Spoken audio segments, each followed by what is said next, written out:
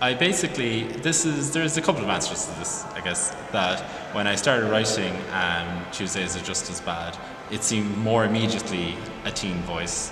So with the other ones, they're kind of fun, kind of fantasy. Not that teenagers can't have fun fantasy, but what I was writing made more sense for them. So for Tuesdays Just As Bad, when I wrote it, I started writing it, it was kind of the voice, the concerns, the things, especially the subjects discussed. This felt like, oh, this is for a teen audience. So I wrote for a YA audience. And it was also because I would have, from my various wanderings around the literary world of Ireland, I would have met a lot of YA writers and I would have read their stuff, and I was like, oh, this is a really interesting genre to be in. Even though I know there's the debate as whether YA is a genre or an age group, but it's that kind of, there's a lot you can do with it, and you can have this kind of strange plot about a ghost, and that's tackling a serious subject. That's kind of like, it's not like a horror book, it's not magical realism, say, but it's also not coming, it's all those three things, but also none of those things, which is great because YA doesn't have sections.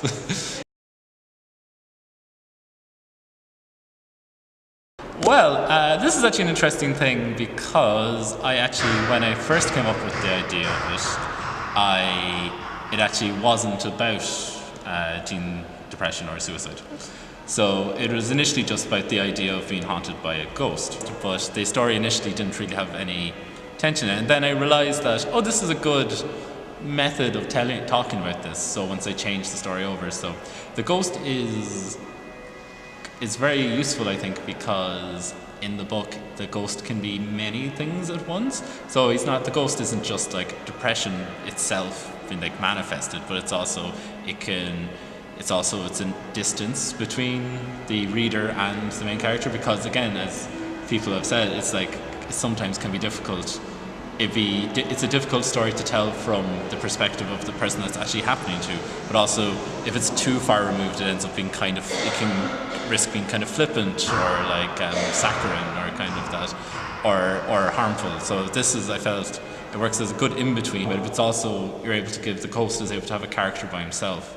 And it's in some ways, I recently reread Frankenstein for something, and I hadn't read it in years, and I more or less had forgotten it. I was thinking of the film every time I thought I'd read Frankenstein, but it was interesting to see that in a way the Adam and the ghost have a similar-ish relationship as the Frankenstein and the creature have, of this kind of a mirror reflection, but one is lonely and kind of can't be seen by the world and things like that, and I thought it was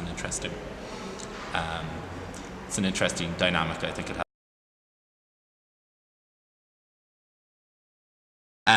So I think it's one of those things where I think it's important to talk about, but it's important to be careful of the way it's talked about. In my book,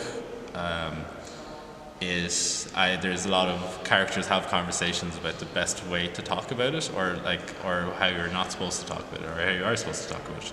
I remember talking to someone before where someone talks about that there is a crisis in mental health for teenagers, and which there clearly is, but I think it's not one. I don't think it's an explosion recently. I think it's just start beginning to talk about it, and then now it seems like there's a lot of mental health books about it, when really that it has always been there. It's just now it's probably more overt, which is a good thing.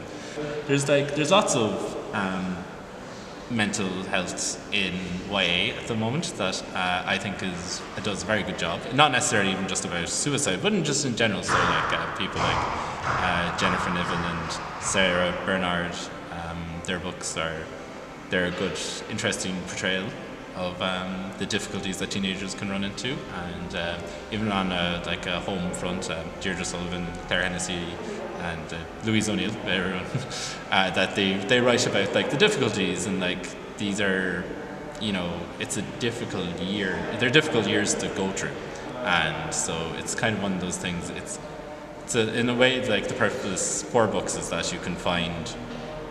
Not that necessarily you're finding answers, but you're looking for a world that reflects your own.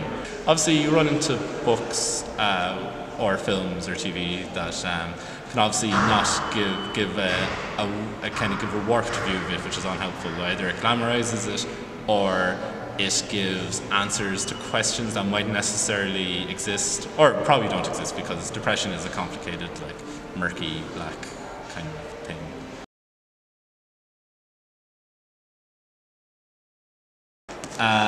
The difference in writing, I find, for writing in mediums is not necessarily actually like a medium-specific thing, but I feel the kind of stories I write for books, for prose, in comparison to what I'd write for visual ones like theatre and thing, would be quite different. So my theatre and film stuff would be kind of more like almost like whimsical, like pastiche kind of thing. So like one of my films is about like a sea captain who they wake up on the boat one morning and like all the crew members have been murdered except for one.